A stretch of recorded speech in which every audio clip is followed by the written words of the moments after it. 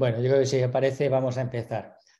Así que yo quiero dar la bienvenida a todos los que estáis conectados. Muchas gracias por estar aquí virtualmente con todo el equipo, con todos nosotros.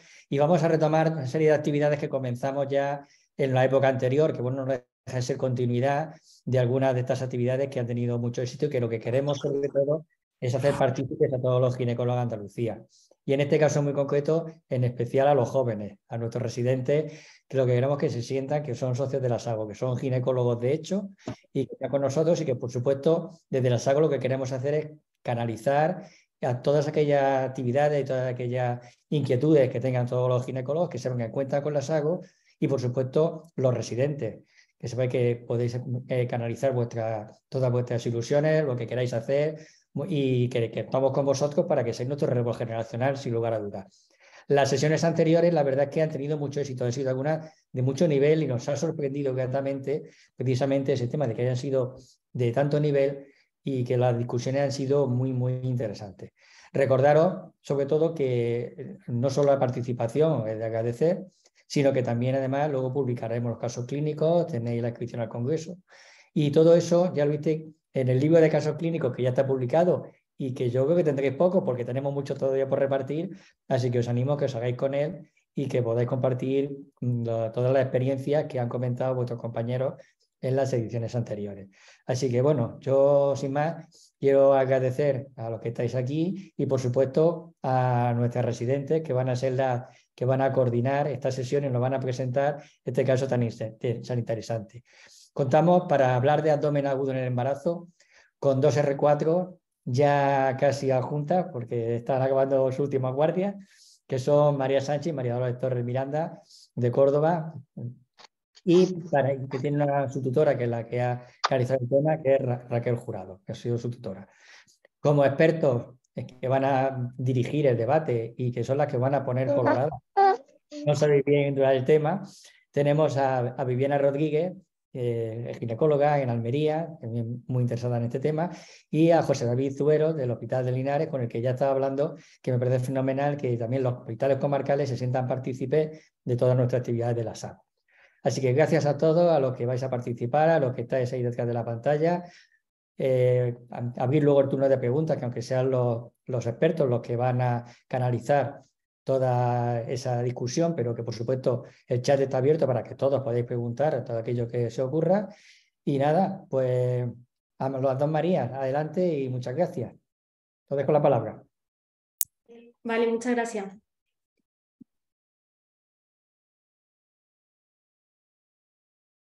¿Se ve, verdad?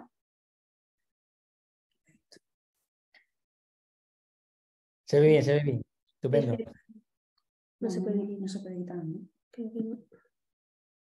Ah, mira ahí. Sí, vale, un segundito. Vale, perfecto. Bueno, pues buenas tardes a todos. Yo soy Lola Torres y junto a mi compañera María Sánchez os vamos a hablar ahora en un ratito del abdomen agudo en el embarazo. Hemos estado tutorizadas por nuestra tutora de la residencia, por Raquel Jurado, a la que también damos muchas gracias. Y fundamentalmente, pues nada, dar gracias a la SAGO pues, por ayudarnos, ¿no?, a dar visibilidad también un poquito a los residentes y a que podamos seguir aprendiendo con cosillas como esta. Empezamos hablando del abdomen agudo en el embarazo.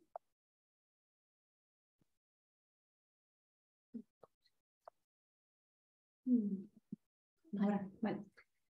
El abdomen agudo en el embarazo pues, son un conjunto de síntomas, de signos que en común tienen un dolor abdominal súbito, ¿no?, de menos de 48 horas de evolución. La incidencia en el embarazo aproximadamente es de 2 cada 1000 embarazadas, siendo las causas más frecuentes, en primer lugar, la apendicitis aguda, seguida de la colecistitis aguda, después del quiste de ovario complicado y después ya otras causas menos frecuentes como son una oclusión intestinal, los embarazos ectópicos que conocemos todos también o una rotura hepática espontánea.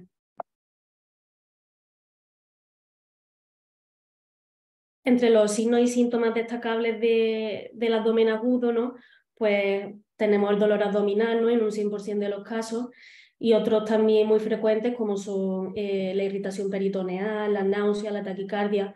Lo que sí que nos ha resultado interesante comentar es que en las embarazadas estos signos y síntomas no son los habituales que pueden producirse en la población no gestante.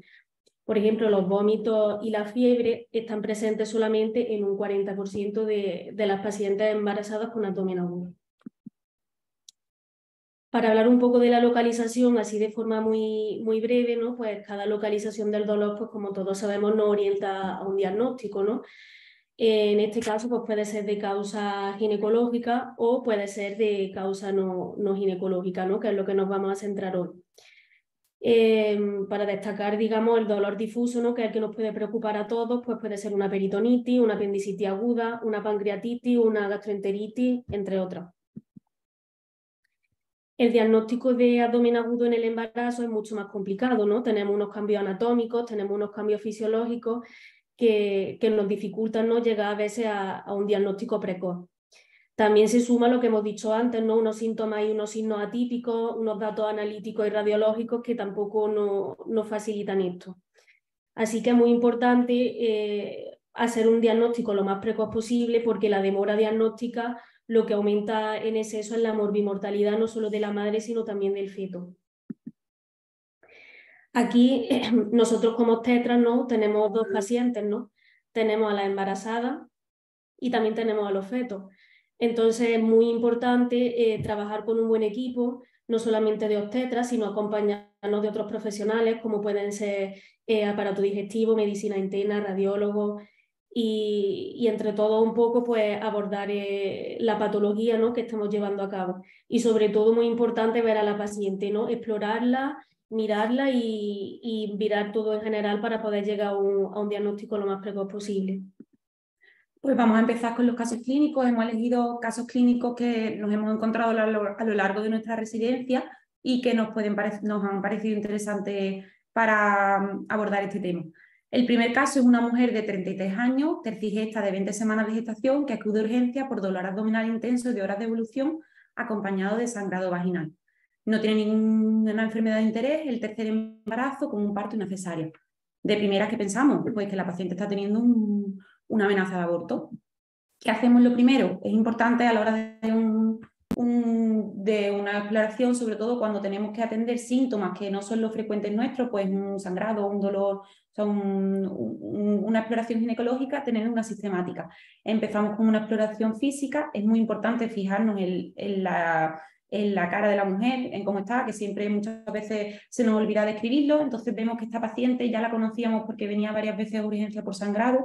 En este caso tiene un regular estado general, afebril, no náuseas ni vómitos, pero a la paciente se le ve mala. El siguiente paso es una exploración física, tocamos el abdomen, vemos que es un abdomen doloroso a la palpación, sobre todo en fosa ilíaca izquierda con un Bloomberg que nos parece positivo. Aparte tiene un útero acorde con el embarazo, pero que se palpa una contracción uterina. Le preguntamos a la mujer, pero señora, ¿le duele cuando tiene contracción o le duele siempre? Y nos confirma de que le duele cuando tiene contracción, pero que el dolor no se va después de la contracción. El sangrado vaginal actualmente es escaso. ¿Qué hacemos con la paciente? Le administramos analgesia que no mejora y aparte le tomamos cultivos por descartar una posible corionionitis que esté causando esta amenaza de aborto. Como prueba, el siguiente paso, ¿cuál es? Pues hacerle pruebas complementarias. En la ecostétrica estaba todo bien, la analítica destaca una leve leucocitosis con un poco de neutrofilia, la PCR prácticamente negativa. Esto puede ser normal dentro del segundo trimestre. Y en la ecotransvaginal pues destaca una cervicometría de 30 milímetros sin funneling y vemos un signo que a veces puede ser subjetivo de corionitis, de infección intramniótica, que es el SLAT. No se visualiza un hematoma que se veía previamente y se repite después la cervicometría y parece que está cortando el cervix. ¿Qué hacemos con la paciente? La mandamos a su casa, estamos solos, los residentes al final somos el primer pase de que tienen las señoras en el hospital normalmente. Entonces decidimos siempre, por eso es importante siempre consensuar en las decisiones que tomemos con nuestros adjuntos cuando no estemos seguros. Se decide ingreso hospitalario para observación porque no mejora el dolor, aunque parece una amenaza de aborto, tampoco nos deja tranquilo ese dolor subsidioso que tiene además. Comenzamos con un antibiótico por si acaso hubiera una corionitis subclínica o alguna cosa que nos parece poco probable porque no hay una bolsa rota, pero empezamos también con antibioterapia. En el ingreso hospitalario se va todo el mundo a dormir, nos quedamos nosotras por la noche y esa noche nos avisan porque la paciente se encuentra mal. está mala, continúa con dolor a pesar de la analgesia, además empieza con vómito.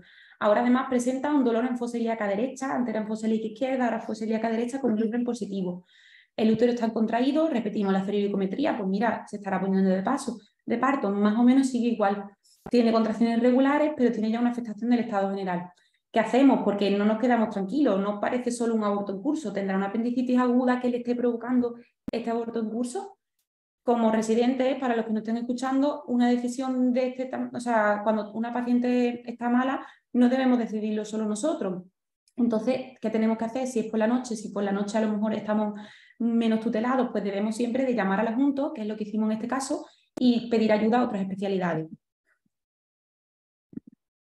Pedimos otras valoraciones. En cirugía general, por ese gluten positivo, nos recomiendan que primero hagamos una ecografía. En radiología solicitamos una ecografía abdominal en la que, para variar, como puede pasar muchas veces en el embarazo, no se logra visualizar el apéndice, por lo cual no nos dicen si es un apendicitis o no lo es.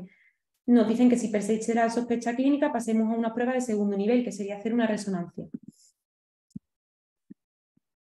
Tenemos malas noticias. A la mañana siguiente, después de haberse hecho la ecografía, la paciente continúa con dolor, aumenta la dinámica, realizamos un tacto vaginal y vemos que el cervix está dilatado en 4 centímetros y la bolsa prominente. A las pocas horas se produce el parto espontáneo con una muerte del recién nacido a los pocos minutos. Tenemos un diagnóstico de aborto tardío. Es la peor noticia que le podemos dar a la señora, pero puede parecer que ya tenemos el diagnóstico a esta causa del dolor. ¿Qué pasa? Que tras el aborto espontáneo la mujer no mejora. Pasan las horas, continúa con un dolor en fosa ilíaca derecha que no mejora con analgesia, por lo cual ahora mismo no está embarazada, es un puerperio inmediato, solicitamos un TAC urgente. ¿Para qué? Pues para lo más frecuente, que puede ser un abdomen agudo, pues descartar una apendicitis. En el TAC nos encontramos un hallazgo que no habíamos pensado en él. Hallazgo compatible con una trombosis de la vena ovárica izquierda. No aparecen signos de apendicitis. Trombosis ovárica izquierda, venosa, no sé si habéis escuchado alguna vez hablar de ella, es un diagnóstico diferencial frecuente en el puerperio y suele ser, la clínica que da suele ser una fiebre y un dolor abdominal, que no mejora con antibioterapia. Esta mujer ya estaba también con antibioterapia, pero no nos cuadra mucho con el dolor y con el aborto tan reciente. Aún así, ante un diagnóstico le ponemos el tratamiento que sería la heparina a dosis terapéutica y contactamos con medicina interna para su valoración. Pero la historia no acaba aquí. A las 36 horas del ingreso, la paciente continúa con un dolor en fosa ilíaca derecha. Hemos descartado por la prueba de imagen el apendicitis, pero la paciente continúa a nuestra valoración con un abdomen agudo. Tiene un regular estado general, presenta disnea, taquicardia y fiebre. Puede ser un cuadro que se relacione con la trombosis, pero siempre que encontremos disnea, taquipnea, pues tendremos que descartar en este caso un tromboembolismo pulmonar, por lo cual solicitamos un angioTAC. En este angioTAC no lo descartan. Continuamos con la antibioterapia, la analítica empieza con un leve empeoramiento y subiendo la PCR, y a las 48 horas del aborto la paciente continúa con dolor. La analítica empieza con una leucopenia, la PCR está en ascenso y la procalcitonina está elevada de manera moderada. Contactamos otra vez con radiología, somos pesados y decimos, mira, que esta mujer no nos gusta. Solicitamos un TAC y en este TAC parece que es lo que queríamos, pero por fin tenemos un diagnóstico que nos dice que sugiere una apendicitis aguda, aparte de la trombosis de la vena ovárica. Ante un diagnóstico de apendicitis aguda y que la paciente lleva 72 horas con un dolor insidioso que no acaba de ceder, realizamos una laparoscopia exploradora junto con cirugía. Encuentran un apéndice retrocecal macroscópicamente sin signos claros de inflamación y no hay signos de pus ni de una peritonitis infecciosa que esté provocando una clínica aumentada. En el mismo acto se hace un legrado obstétrico evacuador por un endometrio límite. Los restos parecen normales, pero siempre los mandamos a microbiología para cultivo. Ampliamos la antibioterapia con pipertazobactam y gentamicina. Y tras la intervención, a las pocas horas la paciente presenta una mejoría franca con desaparición del dolor y mejora del estado general. Le damos el alta sin incidencia y tras remisión del cuadro, la paciente tiene una estabilidad clínica. Nuestra sorpresa es en la revisión postquirúrgica. Tenemos el resultado de la anatomía patológica en la que nos dice que en el apéndice lo que había era una neoplasia mucinosa apendicular de bajo grado.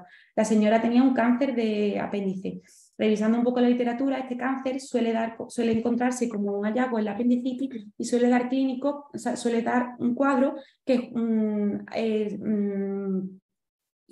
puede simular una apendicitis. Entonces, eso podría estar influyendo en la paciente y que esa peritonitis y ese dolor también haya estado provocarse el aborto. También nos encontramos un cultivo endometrial con una bacteria E. coli, pero que esta bacteria ya se encontraba tanto en el cultivo vaginal y de orina en el ingreso. Y el estudio de tromboprofilaxis que le hicieron a la paciente por el tema de la trombosis ha salido negativo. La paciente continúa actualmente, después de 3 años, sintomática, con una excelente evolución también de su cáncer. Como diagnósticos que tenemos en este caso, pues tenemos un aborto tardío espontáneo, no sabemos si de probable origen por una corionitis o no, una trombosis de la vena ovárica secundaria, supuestamente un aborto tardío, una sepsis leve pero que hubo algo de origen incierto, probablemente de origen uterino, y una apendicitis aguda que era por un cáncer mucinoso de bajo grado. Para comentar un poco la teoría, ¿no? El margen teórico de la apendicitis aguda, decir que se produce más o menos en 1 de cada 1.500 embarazos, sobre todo se produce en el segundo trimestre, en un 42% de los casos. Precisan cirugía más o menos 1 de cada 2.000 embarazadas y la incidencia es la misma en mujeres embarazadas y en no embarazadas. Destaca que el microorganismo más frecuente que produce la apendicitis aguda es el E. coli, ¿no? Que es el que encontramos en todos los cultivos de esta paciente. En un segundo lugar, el Bacteroides fragilis y menos frecuente la Pseudomonas. La mortalidad fetal de la apendicitis aguda sobre todo se produce cuando hay perforación del apéndice vermiforme en un 35% de los casos. En los que no hay perforación solamente se produce en un 1,5%. ¿Qué cambios anatómicos se producen en el embarazo que dificultan el diagnóstico de apendicitis aguda, que nos lo dificultan a nosotros? Pues se produce per se, ¿no? Un aumento del tamaño del útero, y este aumento del tamaño del útero pues, produce un desplazamiento tanto de las vísceras abdominales como del epíplon.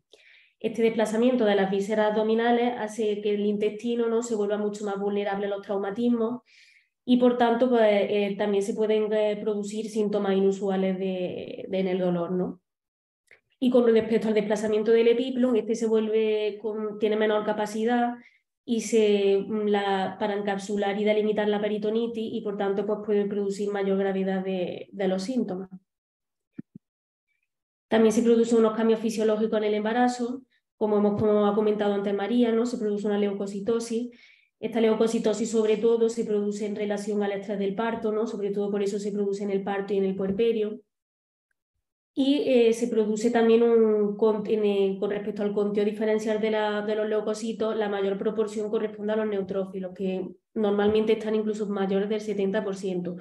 Por tanto, puede ser normal en el embarazo tener una leucocitosis con neutrofilia, no tiene directamente por qué indicarnos que puede haber algo infeccioso, ¿no? ¿Qué exploración y pruebas complementarias hacemos para diagnosticar nosotros una apendicitis aguda en el embarazo?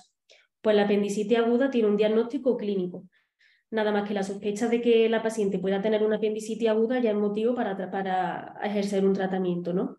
La analítica nos puede ayudar, pero si no hay una leucocitosis muy marcada, con una neutrofilia muy marcada, tampoco nos tiene por qué dar algo infeccioso. Y la ecografía abdominal, como también hemos contado antes, conforme se produce el aumento del útero, el crecimiento del útero, se puede volver retrocecal y no ser visible mediante ecografía abdominal. Con respecto a esta resonancia, la sociedad americana, pues en principio se decanta principalmente por la ecografía abdominal, como hemos dicho, y prefiere no utilizar ninguna de las dos pruebas por radiación, una y la otra pues porque no es una prueba que fundamentalmente se puede hacer de urgencia, ¿no? En los hospitales. Con respecto a la exploración del abdomen, decir que el punto de McBurney, conforme va aumentando el útero, pues también modifica su posición, ¿no? Entonces, pues eso también nos puede dificultar lo que es el diagnóstico. Y con respecto al tratamiento, pues muy breve, ¿no? Siempre que sospechemos una apendicitis aguda, pues tenemos que hacer un tratamiento quirúrgico independientemente de la edad gestacional. Y la vía de lesión, pues sería la vía laparoscópica. Y ahora vamos a pasar al segundo caso. Bueno, estos casos ya son un poquito más cortos. El segundo caso que presentamos es una gestante de 22 semanas que comienza con acude a urgencia por dolor que comienza en la columna y se irradia a la zona lumbar y a la fosa ilíaca. Hacer una imagen de la mujer, pues parece que este dolor es por un dolor por un cólico nefrítico. Comenzó esta tarde, es decir, hace poco, y se ha ido intensificando. La paciente no ha tomado nada para el dolor, no tiene síndrome micional, ni tiene alteraciones en el flujo, no hay náuseas, vómitos ni alteraciones del hábito intestinal.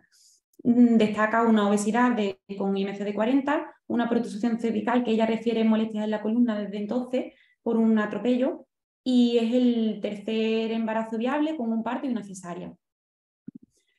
Es valorada por la residente de urgencia y en la exploración física todo normal, solo destaca una puñopercusión renal derecha positiva, pues ya nos orienta más que puede tener un cólico renal.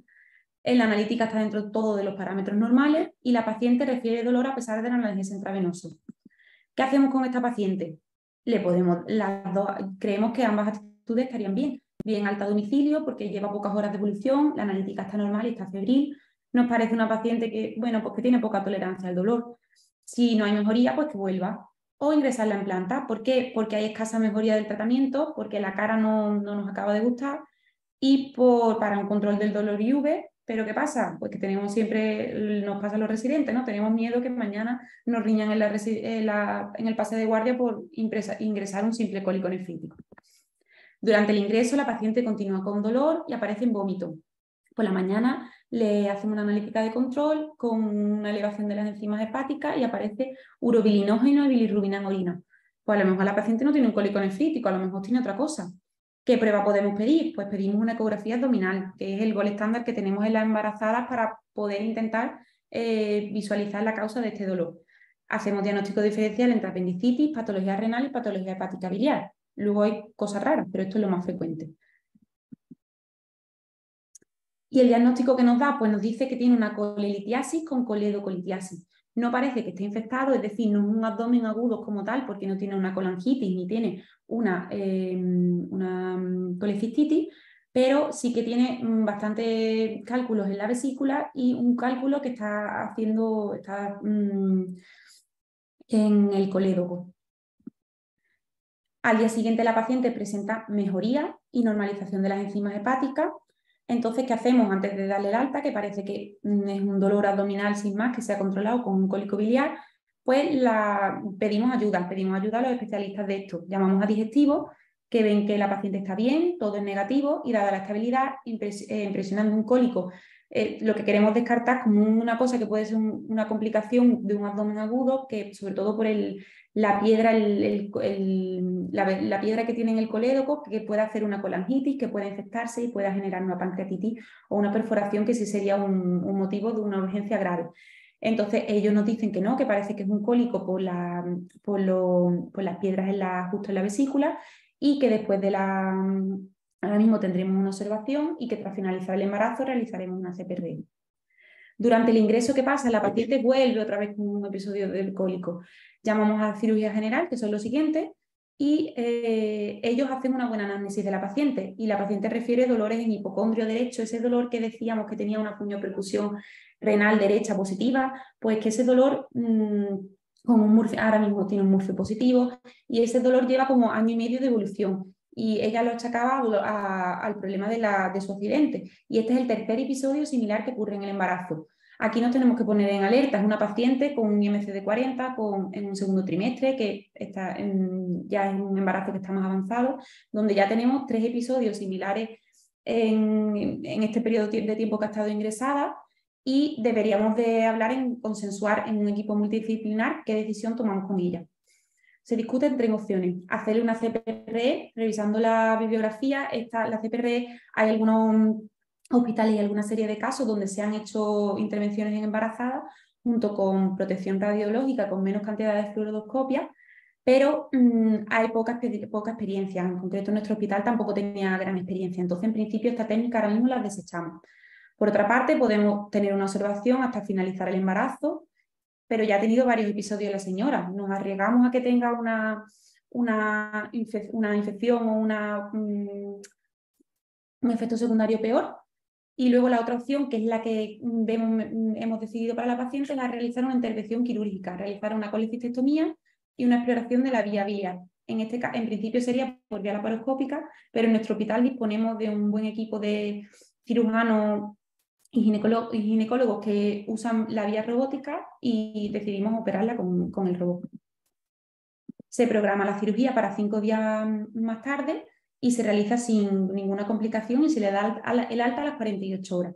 La cirugía, aunque puede realizarse en cualquier trimestre, el momento óptimo se considera el segundo trimestre, porque el tamaño del útero nos permite una mejor movilidad en el campo quirúrgico y porque evitamos los efectos teratógenos de los fármacos anestésicos durante el periodo de organogénesis. En casos seleccionados como este, que es un segundo trimestre, una paciente que ya ha tenido varios episodios de repetición de cólico, tiene un alto riesgo de complicaciones, como lo que he dicho antes, pancreatitis, colicistitis, colangitis, pues debemos de plantear un abordaje quirúrgico. Esta técnica es segura tanto para la madre como para el feto y la robótica aumenta una mayor precisión de técnica y una mejor recuperación postquirúrgica. El cólico biliar, voy a decir poco, que ya lo sabéis, pues que la formación de cálculos aumenta con el embarazo por el aumento de la progesterona, porque la placenta produce fosfatasa alcalina y porque aumenta el metabolismo dislipídico. Esto va a generar que se puedan un retraso de la vesícula biliar, que con un aumento del colesterol se crea una éstasis en la vesícula y se formen cálculos. La exploración física, sobre todo lo que tenemos que descartar es que haya un abdomen agudo, que sea una complicación que necesite una cirugía o un tratamiento urgente. Sobre todo, pues eso empieza con fiebre, con ictericia, con náuseas, con vómitos. La analítica tendrá alteraciones, la ecografía abdominal es el gol estándar y en segunda línea, si hiciese falta, pues tendremos la resonancia, aunque la disponibilidad en una urgencia no es tan grande como de manera rutinaria. El tratamiento, pues tanto podemos usar para un cólico biliar, no tenemos que operarlas a todas, podemos usar un tratamiento conservador, sabiendo que puede, si a medida que avanza en el embarazo empeora, pues debemos de plantear cambiar el tipo de tratamiento y que al final del embarazo, tras el parto, se debe de hacer una colecistectomía. Y la cirugía, siempre da miedo en todas las cosas, en apendicitis, en todo, da miedo operar a una embarazada. Ya no solo los ginecólogos, sino las otras especialidades. Entonces hay que saber bien que muchas veces es mejor, cuando tenemos una sospecha grande de una complicación, de un abdomen agudo, pues o si es recurrente, como en este caso, que todavía no hemos llegado al abdomen agudo, que es recomendable, altamente recomendable la cirugía antes que tener que asumir las posibles consecuencias. Y ya vamos con el tercer caso y último. Bueno, pues os presento el tercer caso. Una embarazada de 40 más 6 semanas que ingresa por bolsa rota con líquido teñido una cruz. Como antecedentes personales, pues no tiene nada destacable y como antecedentes ginecológicos, pues es su primer embarazo conseguido por técnica de reproducción como es la fecundación in vitro, una diabetes gestacional y un quiste anexial en el ovario izquierdo.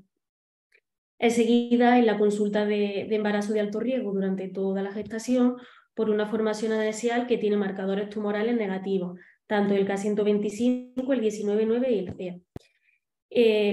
El quiste fue creciendo a lo largo de todo el embarazo, ¿no? Empezó a las 12 semanas midiendo 5 centímetros y a las 34 semanas tenía un tamaño de 9 centímetros. Ecográficamente lo que veíamos es una formación anexial bilobulada de 92/60, anecoica y Doppler negativo, compatible en un primer momento con un endometrioma. La paciente cuando ingresa pues pasa a paritorio y durante su estancia en paritorio no tiene ninguna incidencia destacable. Hizo una fiebre intraparto de 38 de temperatura que fue tratada con ampigenta y nada, tuvo un parto utóxico, nació una mujer de 3,5 kilos, AGA 2,610, pH 7,34. Como evento destacable sí que hizo una retención urinaria que precisó un sondaje permanente con un pinzamiento intermitente, pero que tuvo una evolución favorable y la paciente pues, fue dada de alta a domicilio a las 48 horas.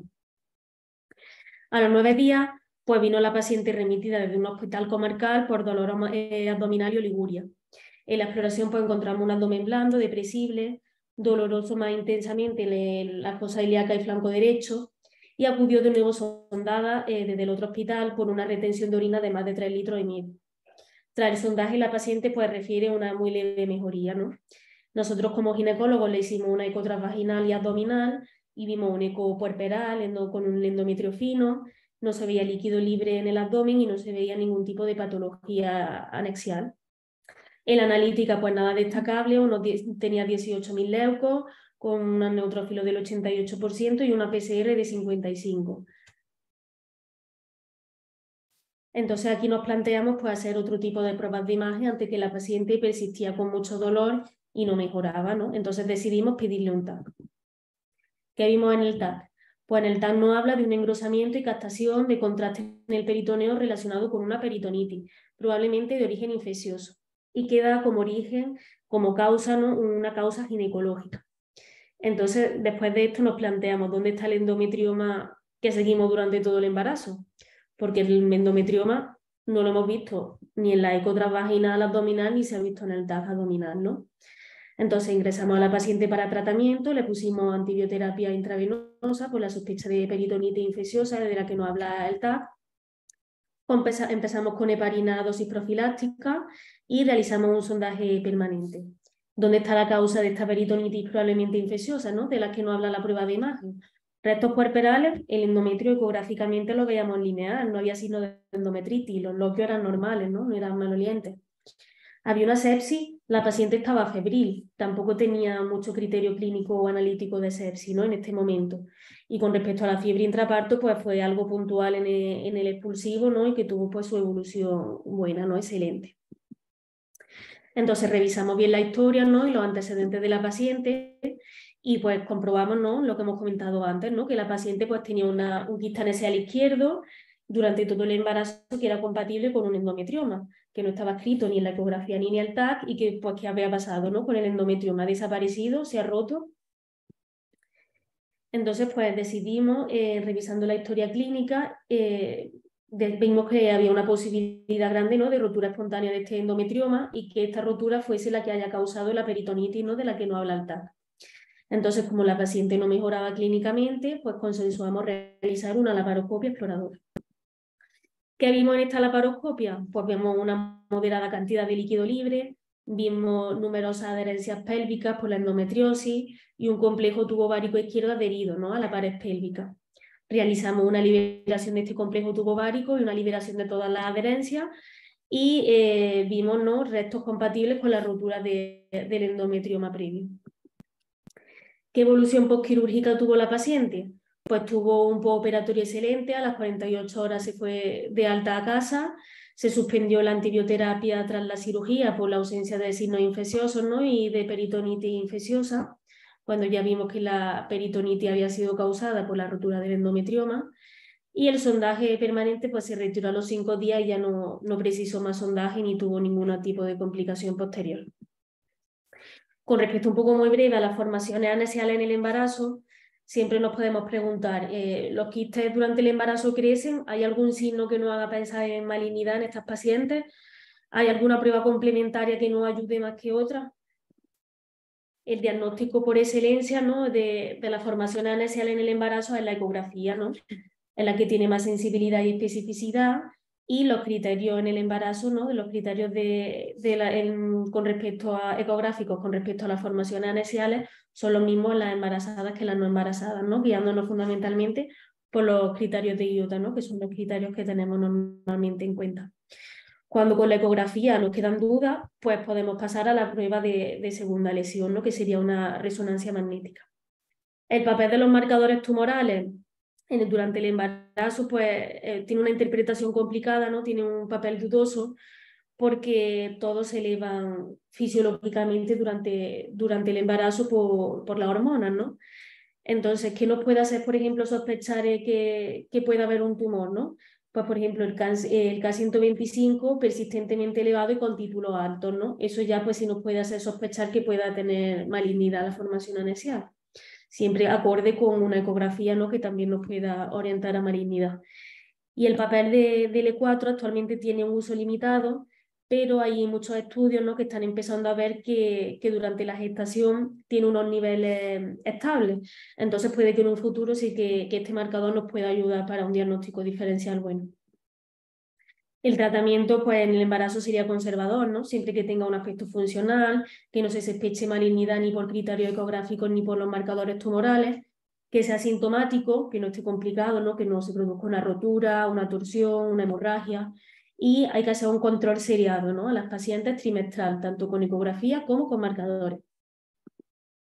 El tratamiento quirúrgico lo reservamos para las pacientes en las cuales se produce un crecimiento bastante pronunciado, el tamaño más de 10-12 centímetros o cuando es sintomático. Siempre también cuando sospechamos malignidad o cuando este quiste se complica, ¿no?, se torsiona, se rompe. ¿Qué complicaciones podemos encontrar en el tratamiento quirúrgico? Pues podemos encontrar un aborto en el 3% de los casos y lo que se produce en 1 de cada 5 embarazos es un parto prematuro. Entonces, la mayor seguridad en la cual podemos hacer este tipo de cirugía, como ha contado antes María, sería en el segundo trimestre, ¿no? Por la movilidad uterina y por la seguridad durante la cirugía, y la vía de lesión sería la vía laparoscópica. Es muy importante decir que en todas estas pacientes, ¿no?, embarazadas en las cuales vamos a hacer un tratamiento quirúrgico, es importante monitorizar ecográficamente el latido cardíaco, colocar a la paciente lo máximo posible, ¿no?, que nos permita el decúbito lateral y realizar una maduración pulmonar según la edad gestacional del feto por el riesgo de parto prematuro, ¿no?, posterior. Y ya para terminar, ideas para llevar a casa que tenemos que tener, pues que es importante en el caso de un dolor abdominal, pues ver a la paciente, ver qué impresión nos da, ¿no? Porque puede ser que clínica, o sea, la exploración esté bien, que la analítica esté bien, pero la paciente puede estar mala, estar empezando una clínica insidiosa y poco a poco pues ir a peor. La importancia de eso, de una buena anamnesis y una buena exploración. Tener mayor atención porque en las embarazadas los signos y los síntomas, como hemos explicado, son un poco más atípicos. Intentar no retrasar el diagnóstico porque aquí tenemos dos pacientes, tenemos la madre y tenemos al feto.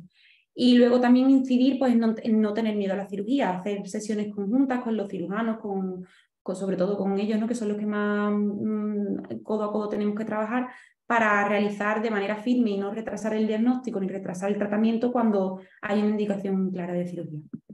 Os dejamos la bibliografía y muchas gracias. Bueno, pues María Dolores, muchísimas gracias. La verdad es que ha sido unos casos muy interesantes y que realmente lo que refleja, y habéis planteado muy bien, es nuestro día a día, tanto el tema obstétrico como nosotros los que nos dedicamos más a la cirugía, y el pensar que estos casos habéis planteado cuál es la incidencia. Y, por ejemplo, en apendicitis habéis planteado uno de 2.000, es decir, en hospitales grandes 2 al año, no es una incidencia especialmente baja, con lo cual siempre están planteando bien que lo primero que tenemos que hacer es pensar en todos estos cuadros, pero también podemos caer en el contrario y plantear cirugías de más sobre diagnosticando estos casos de dolor abdominal que se pueden confundir muy fácilmente. Bueno, yo voy a dejar a los expertos que os planteen todas las dudas y todas las preguntas que han surgido o que pueden surgir. Muchas de ellas las habéis contestado magníficamente, pero yo estoy seguro que vamos a sacar mucho jugo a la discusión. Así que muchas gracias a los expertos y adelante. Bueno, pues lo primero, dar la enhorabuena. La verdad que los casos han sido muy interesantes. El primer caso especialmente complejo por la casuística del paciente. Imagino que estuvo bastante ingresada con vosotros y que, dada la evolución y tras el aborto, se complicó bastante la situación. En esa paciente, la verdad que me llama mucho la atención el tema del hematoma que tuvo, que le provocó el sangrado, varios motivos de consulta en urgencias, que estamos acostumbrados a ver hematomas de este tipo, que la evolución, afortunadamente, en la mayor parte de los casos es buena, pero sí que es verdad que hay bastantes casos que nos pueden provocar pues, una rotura prematura de membrana, que en estas semanas es muy complicada, o como en este caso, una corionionitis por el Escherichia coli, que es lo más frecuente, y que se complicó provocando el aborto de la paciente. Entonces, sí que me ha llamado mucho la atención eso, y que no sé si el diagnóstico de la endometritis como posible causa de la trombosis ovárica que tuvo pudiese estar ahí relacionado, si lo habéis planteado, que es verdad que yo creo que es uno de los diagnósticos que en ese caso, con el cultivo que tuviste, y más claro y más... Sí. En este caso yo creo que a día de hoy tampoco tenemos muy claro qué fue primero, si fue primero la infección o fue primero la apendicitis que generó una peritonitis, y es una paciente que estuvo mucho tiempo con nosotros, que al final cogimos confianza con ella, y realmente creo que también es el día a día, que muchas veces no llegamos al diagnóstico de un aborto tardío. Entonces, el E. coli, que sea la causa, es que ya estaba en vagina y en orina antes, en el momento del ingreso. Entonces puede ser que también que los restos de endometritis, que no aparecían, no olían mal, no parecía ningún signo claro de infección, que se hayan contaminado al paso por la vagina. Exactamente. Entonces, es verdad que la primera causa de apendicitis es la E. coli, que puede ser que por transpasación haya pasado al útero y se haya generado la corionionitis, pero es verdad que con con unas membranas íntegras es poco frecuente. Entonces, también en este caso al final, porque he intentado darle muchas vueltas, digo, vamos a llegar a un diagnóstico, pues yo creo que es el día a día nuestro, ¿no? Que muchas veces no le podemos dar un diagnóstico a la paciente de, pues la causa del aborto ha sido una coriolinitis o la causa ha sido la peritonitis. Pero creo que por esta paciente, al ser un embarazo previable, pues no se pudo hacer más de lo que hicimos por ella. Y el tema del hematoma, pues eso era un hematoma muy grande que tuvo que estar ingresada para hierro intravenoso y el día que ingresó, pues no tenía hematoma, estaba totalmente... Entonces, pues eso, yo creo que es un poco el manejo diario, ¿no? Que muchas veces no vamos a llegar al diagnóstico de qué ha ido primero. Exacto, es que es un caso muy complejo y claro, la llegada con el sangrado, pues te explica la expulsión del hematoma, por ejemplo, que tuviste y es verdad que llegó sin fiebre, al principio no desarrolló la fiebre, la clínica no era tampoco muy típica, es verdad que es un caso muy complicado y que la evolución y el seguimiento que ha tenido, la verdad que ha sido muy interesante, digamos a nivel didáctico. Sí. Y luego otra cosa, no sé qué pensáis, la trombosis de la vena ovárica izquierda, que normalmente se produce, ¿no? Cuando hay un puerperio, ¿no? Suele ser después de una cesárea. En este caso realmente, pues es verdad que tenía el tema del hematoma, que parecía... Entonces también eso nos puede decir, pues había una infección que ha sido un aborto, que era séptico y que ha estado generando la trombosis, pero tampoco sabemos muy Yo bien. la relacionaría un poco con el tema de la coriolinitis y de la endometritis. Es verdad que llama la atención también que sea que haya sido una trombosis ovárica derecha en vez de izquierda, que son muchos casos. Pero Más frecuente la derecha.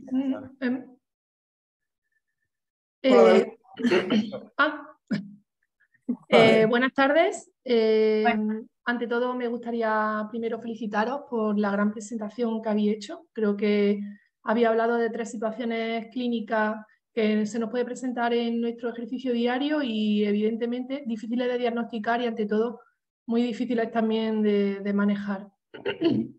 Lo habéis hecho magníficamente, creo que habéis hecho mucho hincapié en la importancia en estas situaciones de intentar hacer en lo posible un diagnóstico precoz, porque yo creo que ahí está la clave. Muchas veces muchas veces necesitamos perder cierto tiempo, siempre que la estabilidad de la paciente lo permita, en realizar una adecuada anamnesis y sobre todo una exploración detallada. Y muchas veces no caemos en eso, pero es una clave fundamental para luego enfocar el diagnóstico. Establecer un diagnóstico definitivo, que nosotros somos médicos y siempre intentamos poner un nombre y un apellido a lo que le pasa a la paciente, pero muchas veces es algo muy difícil, especialmente en la gestante, que como bien habéis dicho, pues es una paciente con unos cambios fisiológicos y anatómicos pues peculiares, y eso hace que la clínica que habitualmente puede presentar no sea la clínica típica que presentan las pacientes con este tipo de patología. Entonces, yo quería plantearos, porque la paciente finalmente se metió en quirófano a las 72 horas de empezar con el cuadro de dolor abdominal, y es necesario muchas veces llevar hasta tales extremos a una paciente con un cuadro de dolor abdominal importante, que además presenta un deterioro progresivo de su estado general, y finalmente un deterioro analítico que nos hace ver que ya la paciente estaba séptica cuando se metió en quirófano. ¿Por qué intentamos tanto buscar un diagnóstico definitivo si podemos hacer antes una laparoscopia exploradora? Claro, eso es también lo que nos planteamos nosotros, ¿no?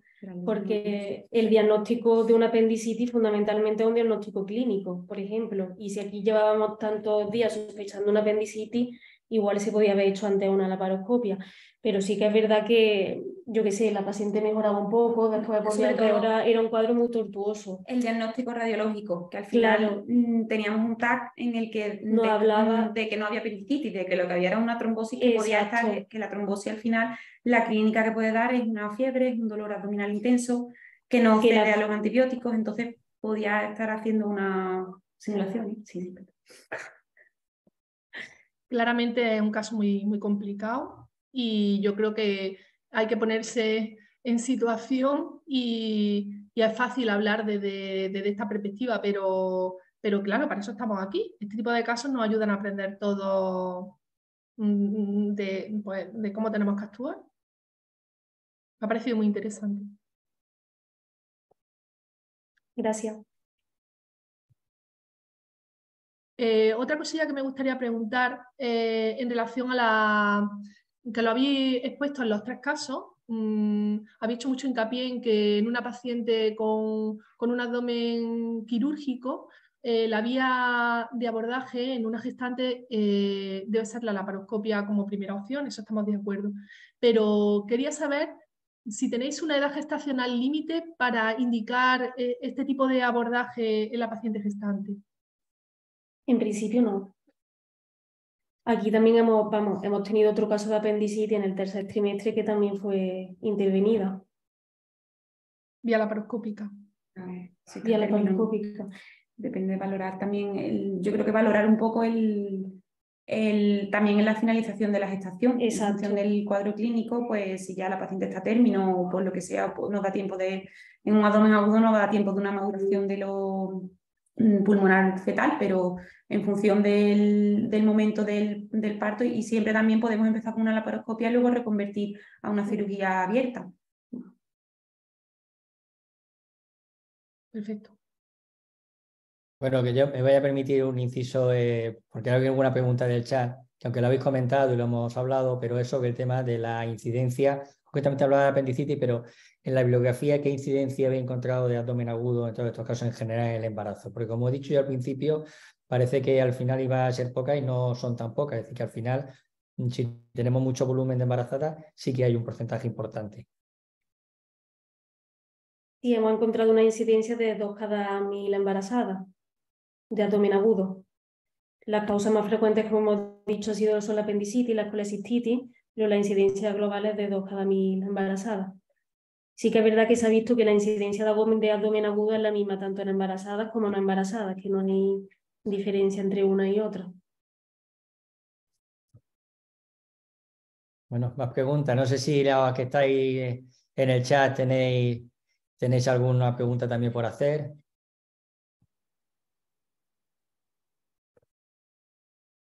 Ya comentaba un poquito sobre el segundo caso, el caso de la paciente con el cólico biliar. Sí que es verdad que es una paciente que es un típico caso clínico que se diagnosticaría fácilmente de un cólico nefrítico derecho, además con la puñopercusión renal positiva. La analítica al ingreso, sí que es verdad que me ha llamado la atención que el sistemático de orina, no sé si tenía, porque poner analítica normal, no sé si el sistemático de orina fue normal, si no se vio nada de hematuria, ni leucocitos, ni ninguna cosa que en un cólico solemos tener en un diagnóstico inicial, y imagino que la paciente el tema de la bilirrubina no estaría muy elevado y porque era algo leve y entonces no tenía tinte histérico en ningún momento ni se planteó. Era un cuadro así también como muy leve, tenía la puñopercusión positiva, pero el sistemático de orina era negativo, sí que es verdad, y nada, la paciente no tenía ictericia ni la bilirrubina estaba normal, todo bien. Sí, todo bien. Después sí que es verdad que creo que el caso se resolvió bastante bien cuando se decidió programar la cirugía, porque estaba ahí en el trimestre óptimo, en el segundo trimestre, y era una paciente que se podía haber complicado fácilmente si había tenido ya 3 episodios de cólico y después podía haber desarrollado una colangitis o algo que hubiese requerido una cirugía emergente o urgente. Y la verdad que felicitaros por resolverlo de esa forma. Bueno. ¿Alguna pregunta que tengáis más desde el chat?